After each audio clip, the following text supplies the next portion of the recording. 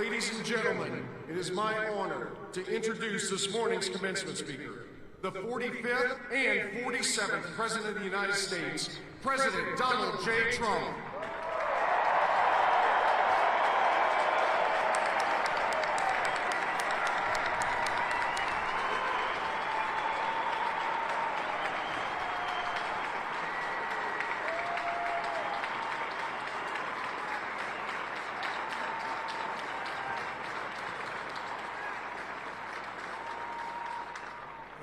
Thank you very much. This is a beautiful place. I've been here many times, going to high school, not so far away. A good place, also a military academy. Not quite of this distinction, but it was a lot of fun for me. I just want to say hello, cadets, and on behalf of our entire nation, let me begin by saying congratulations to the West Point class of 2025. You are winners, every single one of you. Thank you.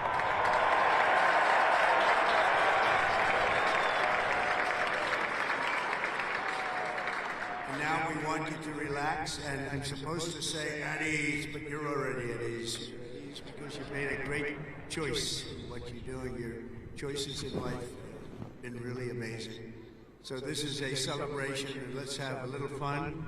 I want to thank your highly respected Superintendent, General Stephen Gillen, and he is really something. I got to know him backstage with his beautiful family, and his reputation, his wife is just incredible. His reputation is unbelievable, and thank you very much. And your daughter is a winner also, just like everybody out there, a real winner. Thank you. Thank you.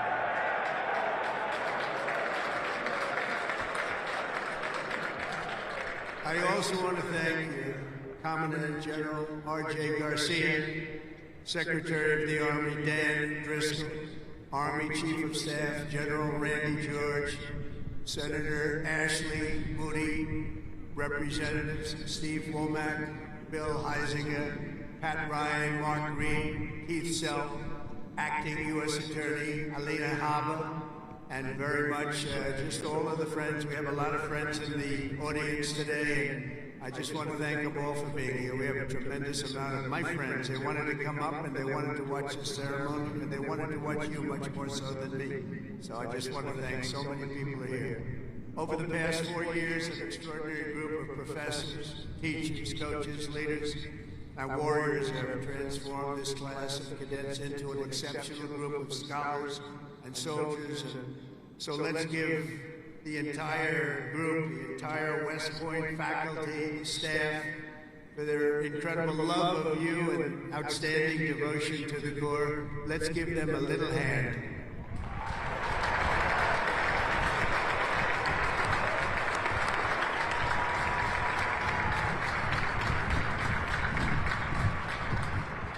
And importantly, we can't forget all of those people beaming with pride. Look at them in the audience. They're so proud. They're in the stands. So thank your parents, your grandparents, and family members who made this all possible for you. Thank you.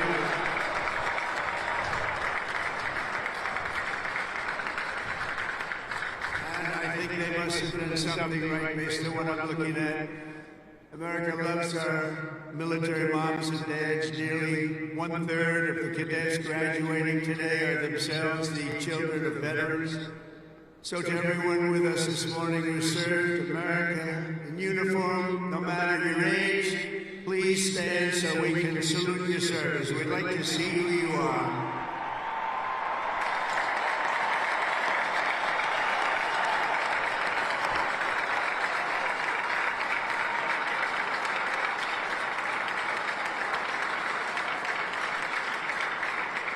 Congratulations. Great job. Every cadet in the field before me should savor this morning, because this is a day you will never, ever forget. In a few moments, you will become graduates of the most elite and storied military academy in human history, and you will become officers in the greatest and most powerful army the world has ever known. And I know because I rebuilt that army, and I rebuilt the military.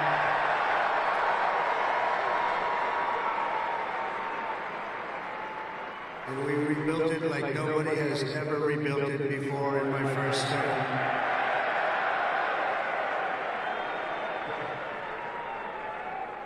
Your experience here at West Point has been anything but easy. But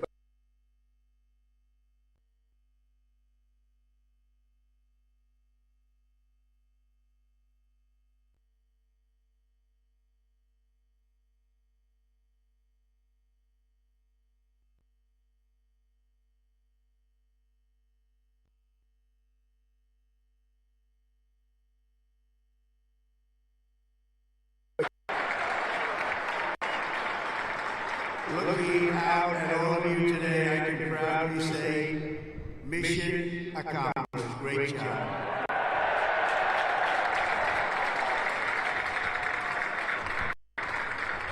But now you have to go on. You have to forget that. Because now you have another. It's a sad thing, isn't it? You know, you can't rest on your laurels no matter what.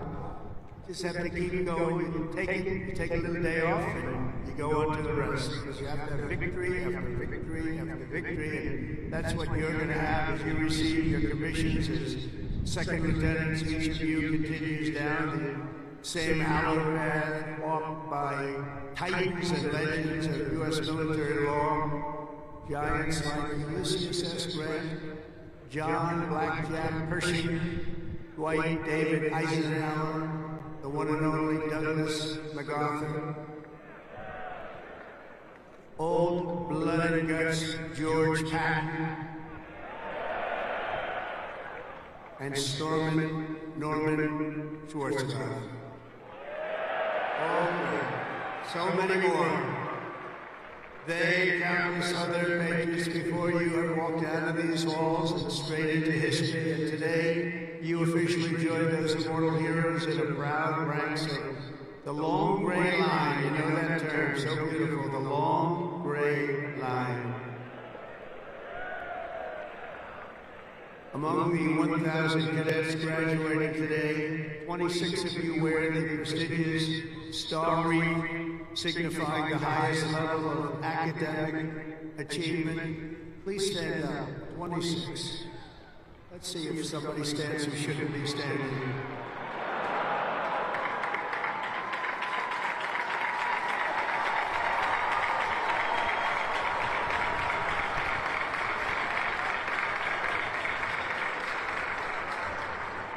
Congratulations. It's a big honor.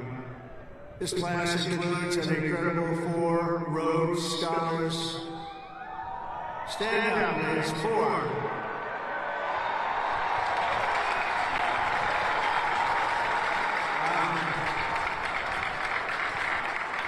That's tied for the most of any West Point class since 1959. That's great. 4. Congratulations.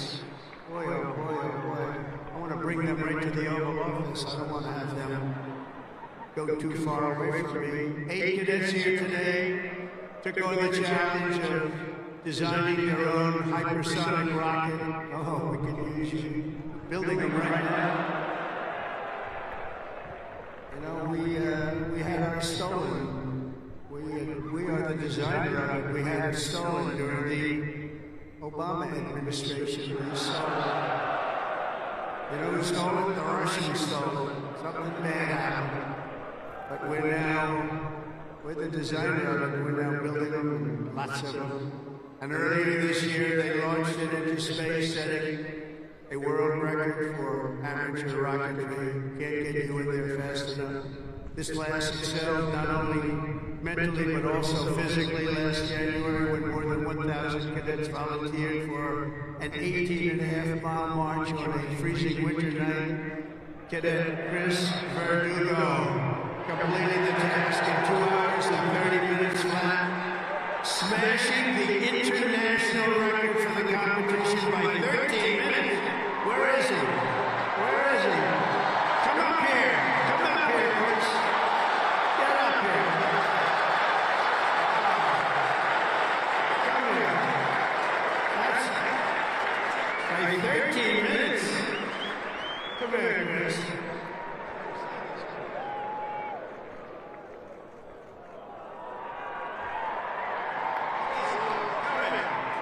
Come here.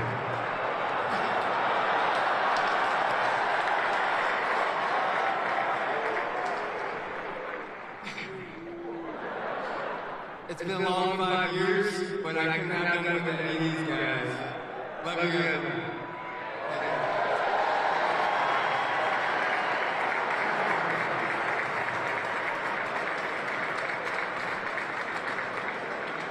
That's great. Keep it going, Chris. That really is a definition of Army strong, isn't it? International. This class includes 513 graduates who completed aerosol school, 70 who completed airborne school, 8 who made it through the ultra-elite Army diver school, among the most difficult and grueling programs anywhere on Earth. That includes the first 2 women in West Point history to complete diver school, cadets Megan Cooper and Clara Saber. Where are you? Stand up.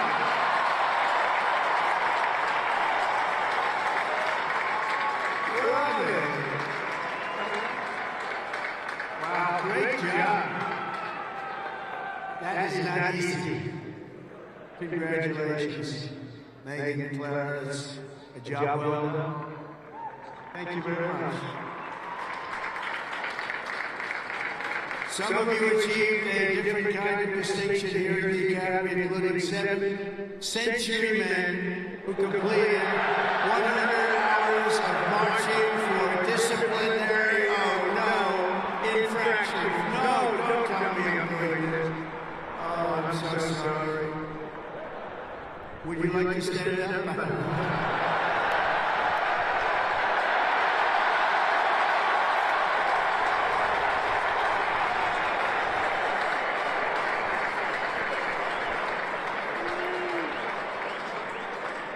I think I saw Chris standing up. Chris, what's going on? Well, you had one good, one not so good, right, Chris? Can't believe Chris is standing up. But we want everyone to leave here today, Chris, so you're going to be okay, because I'm going to do something with a clean slate. So in keeping with tradition, I hereby pardon all cadets on restriction for minor conduct offenses effective immediately, so you're all okay.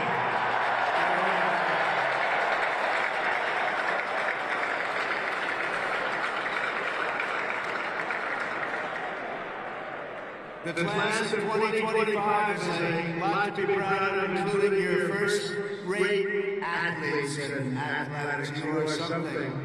I've been watching you too. I love the sports stuff. What you've done is pretty amazing. Last year, for the first time ever, Army lacrosse became the #1 ranked men's lacrosse team in the entire country.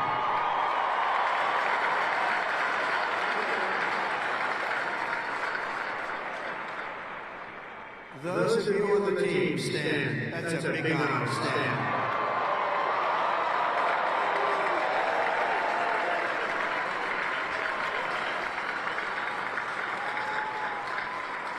Great. It's a tough sport, too. That's #1 in the country. Your sophomore year, Army football beat Navy 2017. And the next year, you did it again, beating Navy 17-11 and dominating Air Force 23-3. But this year, the Black Knights fought your way into the top 20 nationally and racked up your longest winning streak since 1949 with the help of graduating quarterback cadet Bryson Daly, or as you call him, Captain America. Captain America. Stand up, Bryson.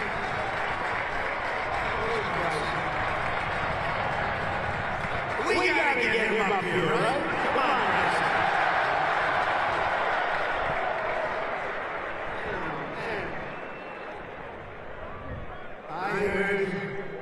I heard you something. I came to a game with you.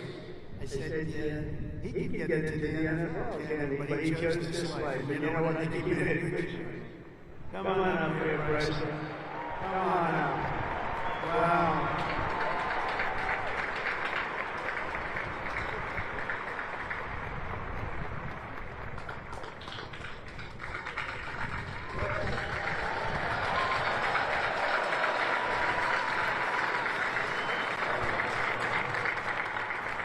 Go Army football. Shout out to Hogs, H4.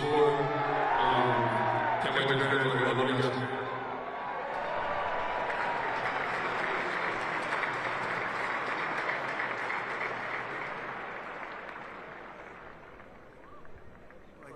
Tapped his shoulders like I hit a piece of steel. This is good shape. There's a reason, you know? There's always a reason for success. Thank you, Bryce.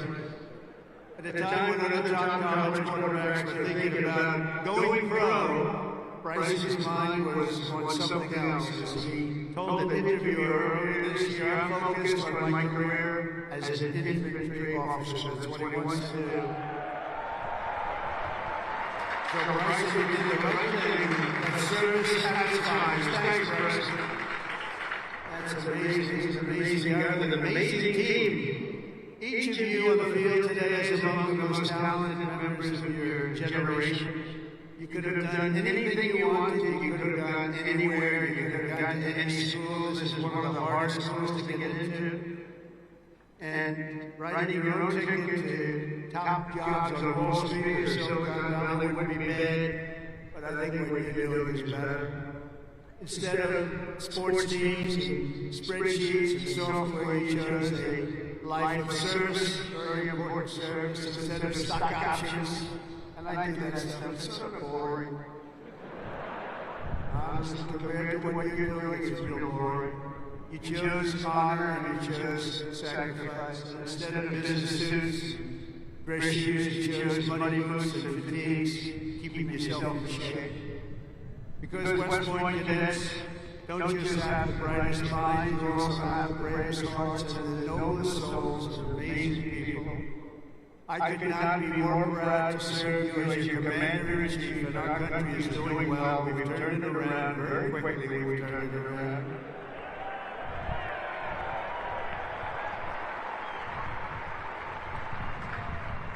I just got back from the Middle East, and I was, as you know, Saudi Arabia, Qatar, UAE, and I will tell you, they said, all three leaders, great leaders of those three nations, they all said the same thing. The United States of America is hotter now than we've ever seen it, and a year ago, it was as cold as it gets, and it's true.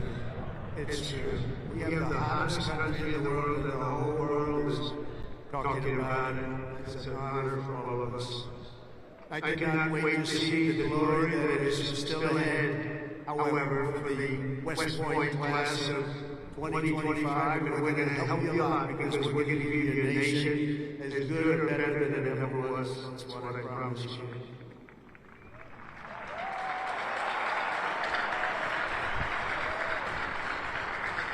All the victories that you've had together in these grounds will soon pale in comparison to the momentous deeds that you'll perform on the mission you're accepting today and as the future leader of America's Army.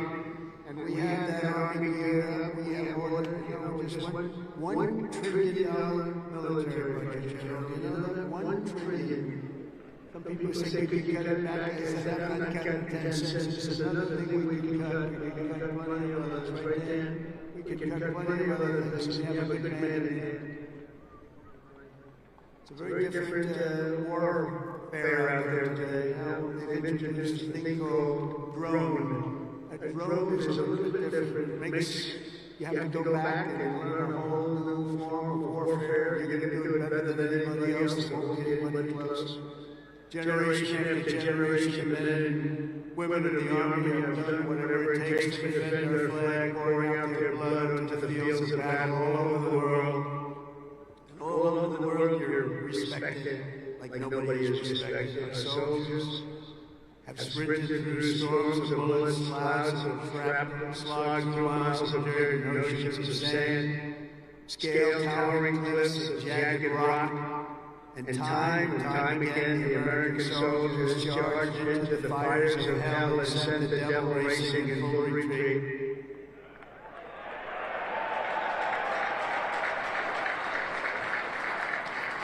No task has ever been too tough for America's Army.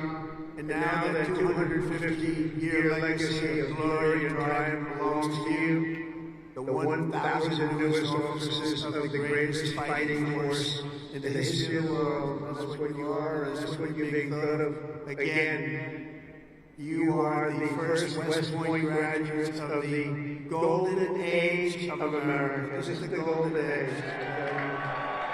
Promise. We're in a new age. This is the golden age.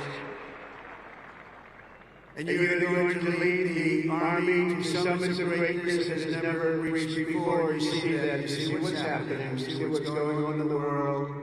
Each of you is entering the officer corps at a defining moment in the Army's history. For at least 2 decades, political leaders from both parties have dragged our military into missions it was never meant to be. It wasn't meant to be. People would say, why are we doing this? Why are we wasting our time, money, and souls in some cases? They sent our warriors on nation-building crusades to nations that wanted nothing to do with us, led by leaders that didn't have a clue in distant lands, while abusing our soldiers with absurd ideological experiments here and at home. All of that's ended, you know. All of it's ended strongly. They're not even allowed to think about it anymore. They subjected the armed forces to all manner of social projects and political causes, while leaving our borders undefended and depleting our arsenals to fight other countries' wars. We fought for other countries' borders, but we didn't fight for our own border, but now we do, like we have never fought before. But under the Trump administration, those days are over. We're getting rid of the distractions and we're focusing our military on its core mission, crushing America's adversaries, killing America's enemies, and defending our great American flag like it has never been defended before.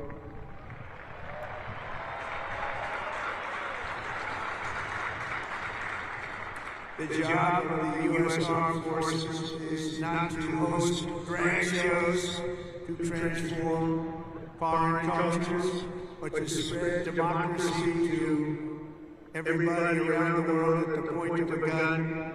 The military's job is to dominate any foe and annihilate any threat to America anywhere, anytime, in any place.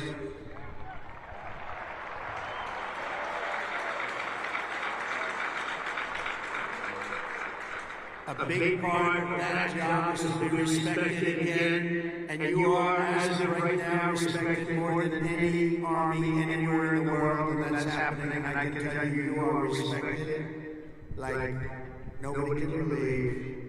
As President, I am laser focused on our core national interests. My preference will always be to make peace and to seek partnership, even with countries where our differences may be profound. As you know, we're working on a lot of things right now. When I left office 4 years ago, we had no wars, we had no problems. We had nothing but success. We had the most incredible economy, the single greatest economy for a president in history. I think we're going to beat this guy by a lot, if you want to know. But we had something going on very special. But if the United States or its allies are ever threatened or attacked, the Army will obliterate our opponents with overwhelming strength and devastating force. That's why my administration has begun a colossal buildup of the United States Armed Forces, a buildup like we've never had before. Peace through strength, you know the term, used it a lot.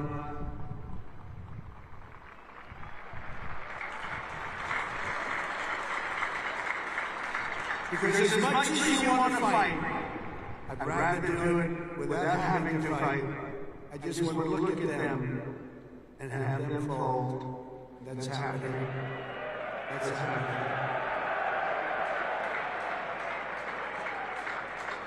And I approved a $1 trillion investment, and that will be, again, the largest ever in the history of our country.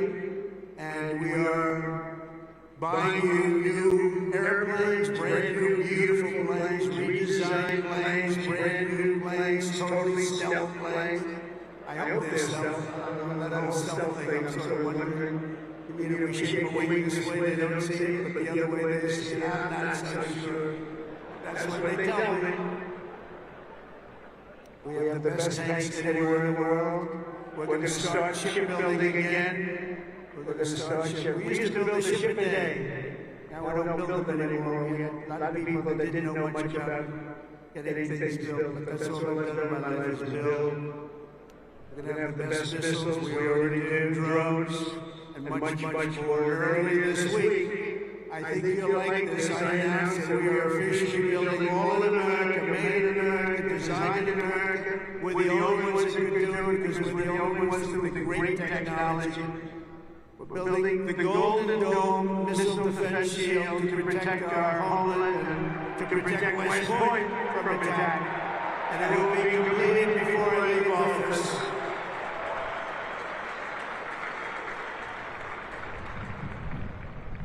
And you would think this, but our enemies are very unhappy about it. You've been hearing, you've been reading. Why are they doing that? Why?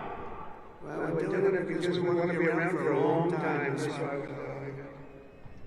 We're also restoring the fundamental principle that a central purpose of our military is to protect our own borders from invasion. Our country was invaded for the last 4 years. And they've allowed people to come into our country that they shouldn't be here. Criminals walk in, no vetting, no checking, no nothing. Where are they coming from?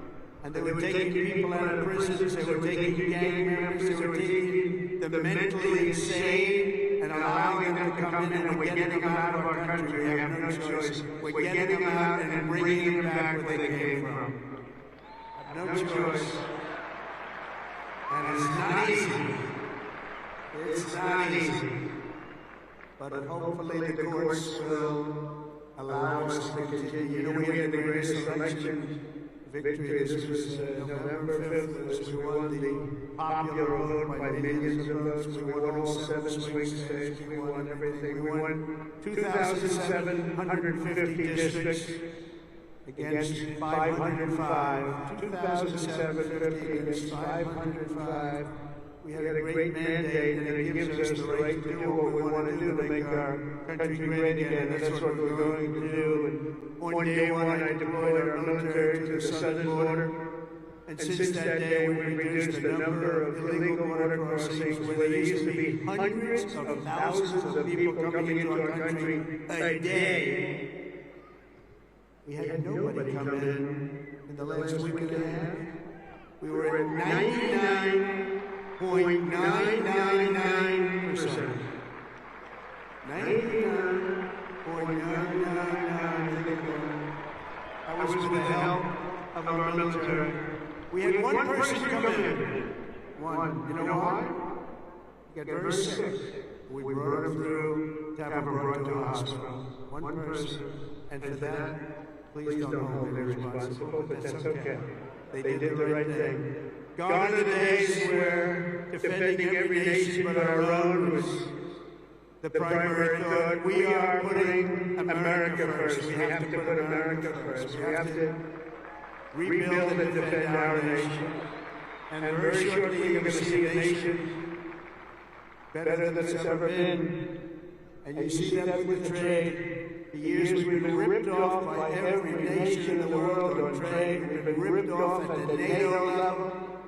We've been ripped off like no country has ever been ripped off. They don't rip us off anymore. They're not going to rip us off anymore. And you're seeing it. You have to watch what we're doing in trade. I know it's not your primary thing, but it's quite important to all affairs. But watch, you'll see what's going on. Been reading about it over the last few days.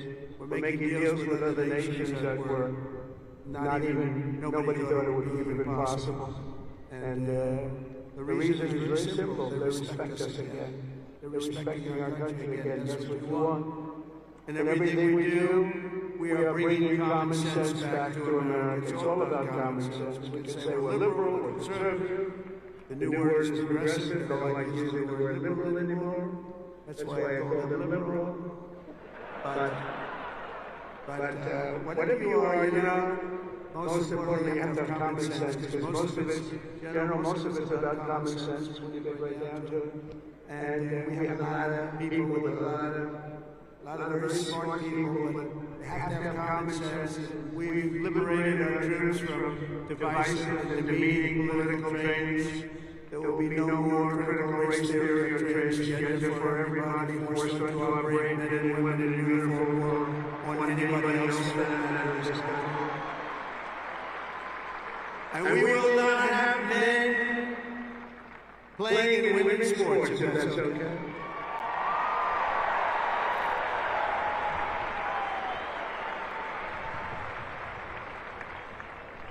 I mean, I wouldn't want to have to tackle, as an example, Bryson as a man, but I don't know where we want to tackle him. I don't think so. How crazy is it? Men playing in women's sports, how crazy is it? So ridiculous, so demeaning to women. And it's over. That's over. We've ended it.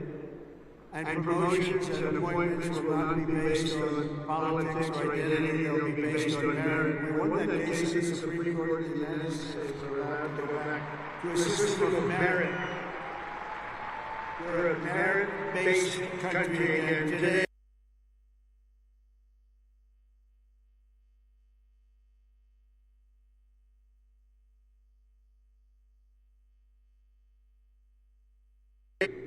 Recruiting shortfalls. Just last year was the worst of all. The last year of the Biden administration. We couldn't get anybody to join our military. We couldn't get anybody to join our police or firefighters. We couldn't get anybody to join anything. And right now, just less than a year later, we just set a brand new peacetime recruiting record. The most people joined, and we are brimming. In fact, be careful, somebody's going to try and take your job. Be careful, you better be careful. We are brimming with confidence, and we're brimming with people.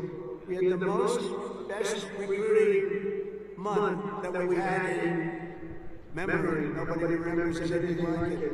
And that's all because they have spirit now. They have spirit for our country. And now everybody wants to be doing what you're doing. Think of that. So it's really a great honor, I will say. And I'm pleased to report that by next week the Army is expected to surpass its recruiting targets for the entire year, something that hasn't happened in 28 years where we've had that. So that's pretty good.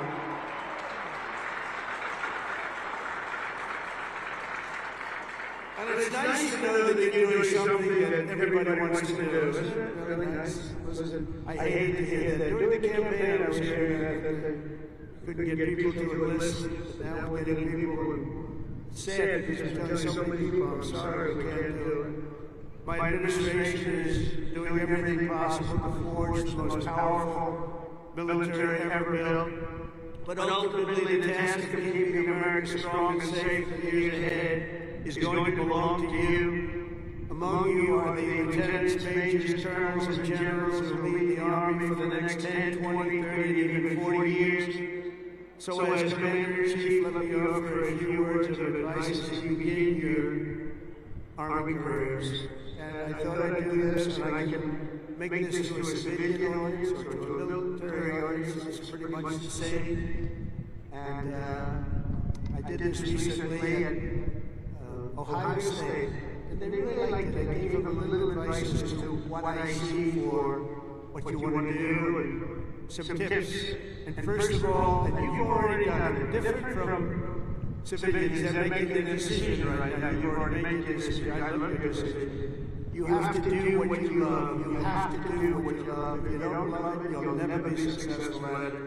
And you've done this, and you really, many of you in the audience, many of you that have graduated, you come from military backgrounds where you love the military, it's what you want to do, it's what you want to talk about. One thing I see about people that love the military, that's all they want to talk about. I'll be out to dinner, and generals, if they love their job, usually the only good ones are the ones who want to talk about it all the time. But if they talk, that's what they want to talk about. I really, very rarely see somebody successful that doesn't love what he or she does. You have to love what you do. In your case, the military is what you chose, and I'll tell you what, you cannot go wrong. You're going to see it too. You're going to love it more and more time. You know, I work all the time. That's all I do is I work. Whether it's politically or before that, I was a very good businessman, in case you haven't heard. But I was good because I loved it. I loved it. I learned from my father a little bit. My father was a happy guy. And all he did was work. He'd work Saturdays, Sundays. He'd work all the time. And he was a happy guy. Just loved life. And I learned that. I said, you know, it makes you happy. I've seen other people that never work, and they're not happy. You gotta love it. Otherwise, you won't be successful in the Army. There are a lot of different paths you can take, so follow your instincts and make sure that you take the path that you love, that you're doing something that you love within your military. You will be happier, the Army will be far stronger for it. Second is to think big. Always think big. If you're going to do something, you might as well think big, do it big, because it's just as tough, and sometimes it's a lot easier thinking big than doing a small task that's more difficult. One of your greatest graduates, General Eisenhower, used to say, whenever I run into a problem that I can't solve, I always like to make it bigger to solve it and solve more of it. If you're going to solve a problem, it might as well be a big problem as opposed to a small problem that lots of people can take advantage of and solve. So you can achieve something really amazing. Think big. Third, though, you got to do this. Brain power you have to have. Potential you have to have. But to be really successful, you're always going to have to work hard. An example is a great athlete, Gary Player, great golfer. He wasn't as big as the other men that were playing against him, great, big, strong guys. Gary was a smaller guy. I don't want to say this way, a friend of mine gets a bit angry at people because he hits the ball just as far. He said, I hit the ball further than them. Why am I small? But he worked very, very hard. He was always doing exercise. He was well ahead of his time. He never stopped. He won 168 golf tournaments. He won 18 majors, 9 regular and 9 on the senior tour. 18 with 168. That's the most tournaments internationally, the most tournaments anybody's ever won. But he made a statement years ago, and I heard it. He's the first one. I think I've heard it a couple of times since, but he was the first. He said, it's funny. The harder I work, the luckier I get. And think of that, the harder I work, the luckier I get. And he worked hard, and you worked hard, and the harder you work, the luckier you're going to get. Fourth is, don't lose your momentum. Momentum is an amazing thing. Keep it going. I tell a story sometimes about a man who was a great, great real estate man. It was a man who was admired for real estate all over the world, actually, but all over the country. He built 11 towns. He started as a man who built one house, then he built 2, then he built 5, then he built 20, then he built 1,000, then he built 2,000 and 3,000 a year, and he got very big, very big. He was great at what he did. You see him all over the country, still 11 towns. This was a long time ago, but he was the first of the really, really big home builders. And he became very rich. He was a very rich man. And then he decided to sell. He was offered a lot of money by a big conglomerate, Gulf and Western, big conglomerate. They didn't do real estate. They didn't know anything about it, but they saw the money he was making. They wanted to take a public company. And they gave him a lot of money, tremendous amount of money, more money than he ever thought he'd get. And he sold his company. And he had nothing to do. He ended up getting a divorce, found a new wife. Could you say a trophy wife? I guess we could say a trophy wife. It didn't work out too well. But that doesn't work out too well. I must tell you, a lot of trophy wives, doesn't work out. But it made him happy for a little while at least. But he found a new wife, He sold his little boat, he got a big yacht, he had one of the biggest yachts anywhere in the world. He moved for a time to Monte Carlo and he led the good life. And time went by and he got bored. And 15 years later, the company that he sold to called him and they said, the housing business is not for us. You have to understand, when Bill Levitt was hot, when he had momentum, he'd go to the job sites every night, he'd pick up every loose nail, he'd pick up every scrap of wood. If there was a bolt or a screw laying in the ground, he'd pick it up and he'd use it the next day and putting together a house. But now he was spoiled, and he was rich, he was really rich. And they called and they said, this isn't for us, this business, we do other things. Would you like to buy it back? We'll sell it back to you cheap. And they did, he bought it. He bought it, he thought he made a great deal, and he was all excited. But it was 15 years later, he lost a lot of momentum. Remember the word momentum. And he lost everything. It just didn't work. He lost everything. And I was sitting at a party on Fifth Avenue one night, a long time ago, and yet the biggest people in New York, the biggest people in the country were all at that party, and they were all saluting each other, how great they were, and they were all telling each other, I'm greater than you. Gets me really, gives you a headache sometimes. But they had all these people that were telling their own stories about how fantastic a cocktail party, and I looked over, and I was doing well. I was invited to the party, so I had to be doing well. I was very, very young. But I made it anyway, real estate, and I looked over, and at the party, sitting in the corner all by himself, nobody was talking to him, it was Mr. Levitt.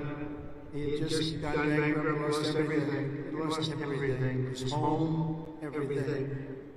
And I went over to talk to him because he was in the real estate business, and I love real estate. I said, hello, Mr. Levitt, how are you? He said, hello, Donald, it's nice to meet you. He knew me from being in the business. I said, so how's it going? He goes, not well. It's really not going well, as you probably read. It's been very, very tough period for me, son. I said, so what happened? Is anything you can do? He goes, no, there's not a thing I can do. He said, I'll never forget. He said, I've lost my momentum. I just didn't have it. I used to have it, but I lost my momentum. So it's a story I tell. And you have to know when you have the momentum, but sometimes you have to also know when you've lost the momentum. And leaving a field, sometimes leaving what you're doing, sometimes is okay. But you gotta have momentum, but you have to know that momentum is gone. You have to know when to say, it's time to get out. And it's a very sad story. I remember that story so well, like it was yesterday. Fifth, you have to have the courage to take risks and to do things differently. Eisenhower again was threatened with court-martials as a young officer for advocating a new doctrine of tank warfare. Billy Mitchell was thrown out of the Army for pioneering the use of air power. They said, what do you mean air power? Don't be ridiculous. People willing to try and do things differently. It's never going to be easy for them, but they're the ones that are going to really do the important things. They're the ones who are going to make history. So don't be ashamed and don't be afraid. This is a time of incredible change, and we do not need an officer corps of careerists and yes men and people that want to keep it going the way it's been, because it changes rapidly, especially what you're doing. Because believe it or not, you're in a business profession where things change as rapidly like warfare, the type of warfare. Unfortunately, we're going to see it with Russia and Ukraine, and we're studying it, and it's a very terrible thing to study. But we're seeing the different forms of warfare. We're seeing the drones that are coming down at angles, with speed and with precision. We've never seen anything like it. Never seen anything like it, and we're learning from it. But your profession changes very rapidly. You've got to be at the top of it. You've got to be right at the head of the deal. We need patriots with guts and vision and backbone who take personal risks to ensure that America wins every single time. We want to win our battles. You know, I defeated ISIS in 3 weeks. They told me it would take 5 years. And the general that did it, you know that story, was named Raisin Cane. His name is Dan Cane, but his nickname was Raisin Cane. I said, your name is Raisin Cane. I love that. Is that a nickname? That's what they call me, sir. I love you, General. I think you're the guy I'm looking for. I want to know the guy named Raisin Cane. He is now the head of the Joint Chiefs of Staff. And he's a highly respected man. And we defeated, think of it, ISIS. They said, how long in Washington? Sir, it will take 4 years to defeat them, maybe 5.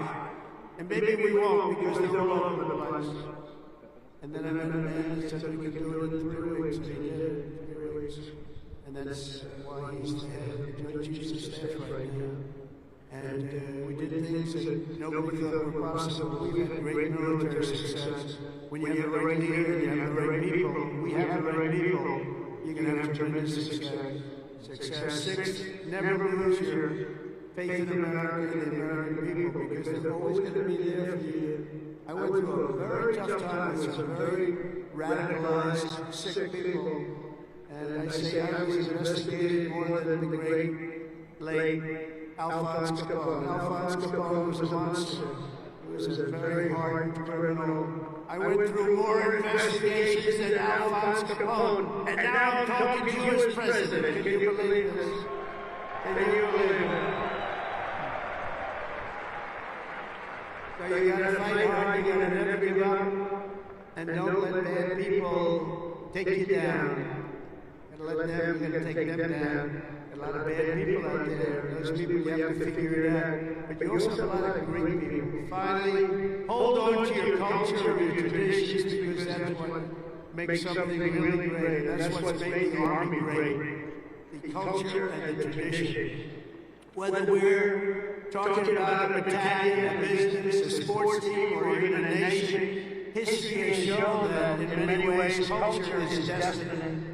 So do not let anyone destroy the culture of winning. You have to win. Winning is a beautiful thing. Losing, not for us. Not for us. Not for everybody here. If it was, you wouldn't be here. From the earliest days of our nation, this supreme tradition of American military service has been passed down from soldier to soldier and generation to generation. It's a beautiful thing to watch. Graduating today is Cadet Ricky McMahon, Ricky's great-grandfather. Stand up wherever you are, Ricky, if you're like this. Ricky's great-grandfather served in World War I. His grandfather served in World War II. And his uncle, father, and mother all graduated from West Point. Where is Ricky?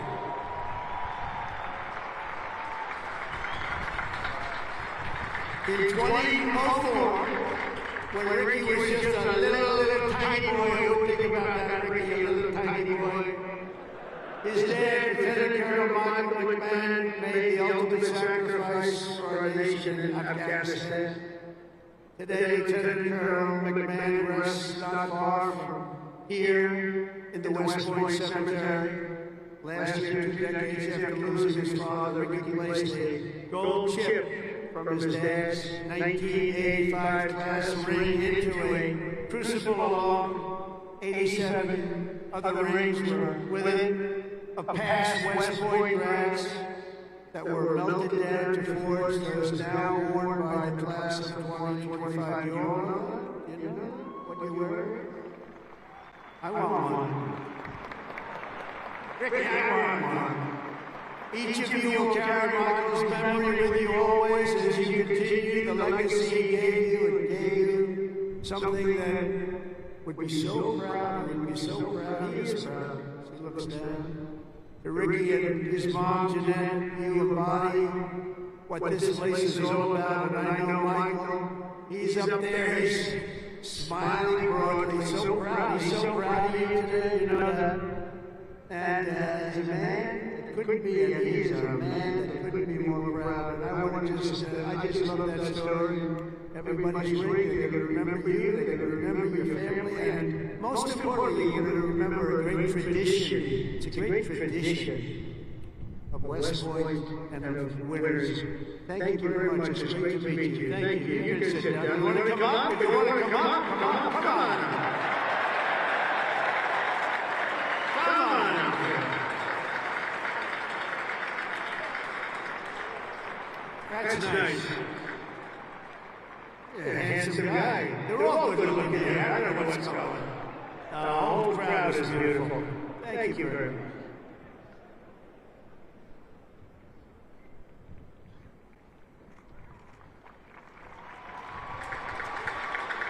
I'd like to thank my mother, I'd like to thank my family, and I'd like to thank G3, Go Gophers.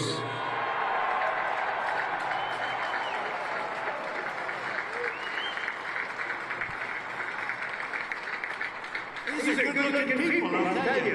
What's going on over there? Looks like all a bunch of male models. I can't stand it.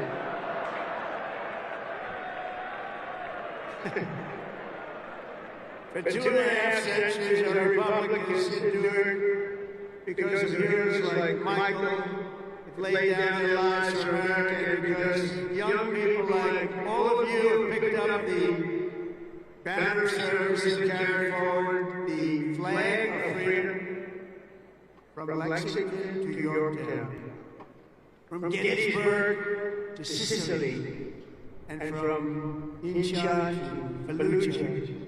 America has been won and saved by an unbroken chain of soldiers and patriots who ran to the sound of the guns, leapt into the maw of battle, and charged into the crucible of fire to seize the ground of victory, no matter the odds, no matter the cost, no matter the danger.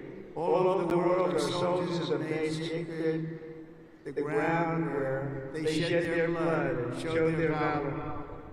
From Seminary Ridge to San Juan Hill, Bellawood, Omaha Beach, Leyte Gulf, Ardennes Forest, Chosen Reservoir, all, and even in a place called Pork Chop Hill.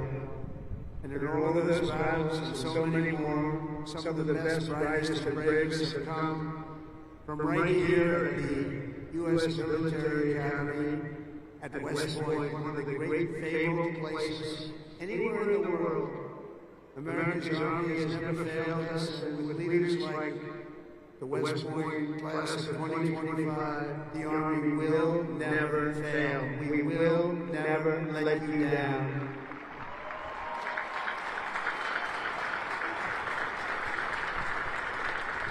And over the last week, I had the honor of speaking to the heads of many countries, and they would say, 2 weeks ago, they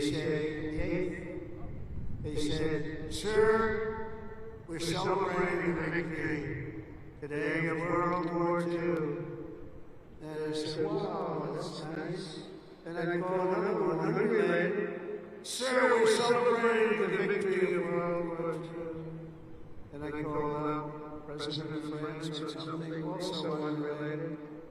He said, "Sir, we're celebrating our victory over World War II." I said, "Whoa, what happened here?" We have them back. And I had this. Russia said they had a big victory march. And they did lose, in all fairness, 51 million people. But they were all celebrating. The only country that wasn't celebrating was the United States of America. I said, "Isn't it amazing? We were the ones that won the war, and we were helped. In some cases, we had to help them. But we were helped by some of the nations, and we were strongly helped by a couple of them.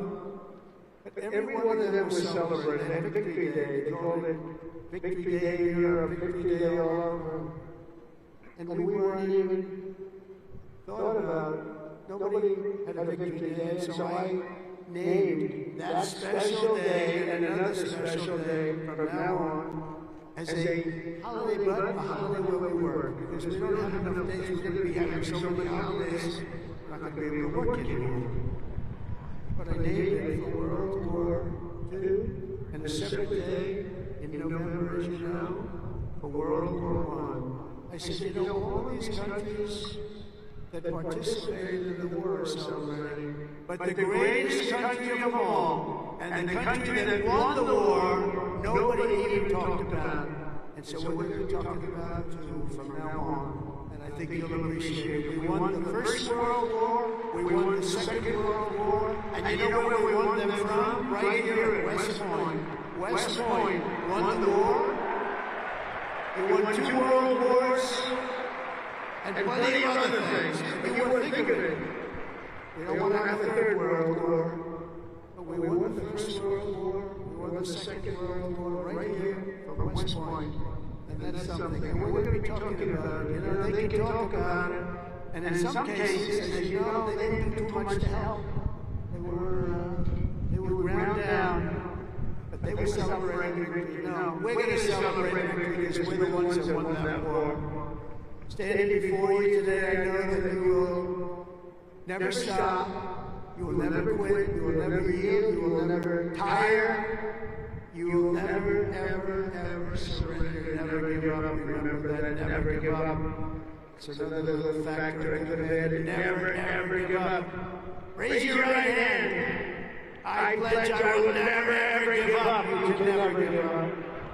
You can never give up. If you do, you're not going to be successful because you'll go through things that will be bad. You can have great moments, you can have bad moments. You can never give up. Through every challenge and every battle, you'll stay strong, you'll work hard, you'll stay tough, and you will fight, fight, fight, and win, win, win.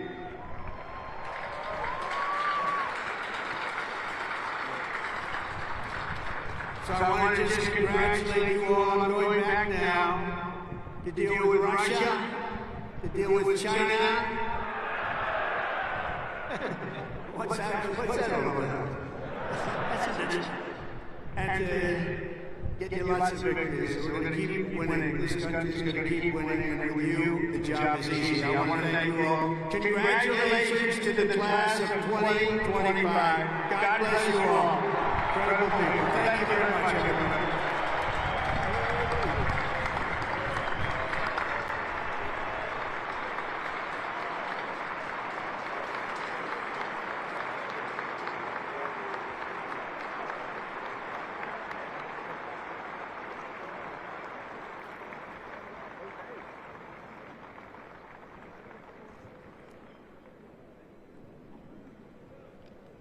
Ladies and gentlemen, at this time, please remain standing for the presentation of the class gift. The class president, Cadet Catherine LaRue, will present a panoramic photo of the class of 2025 to the president.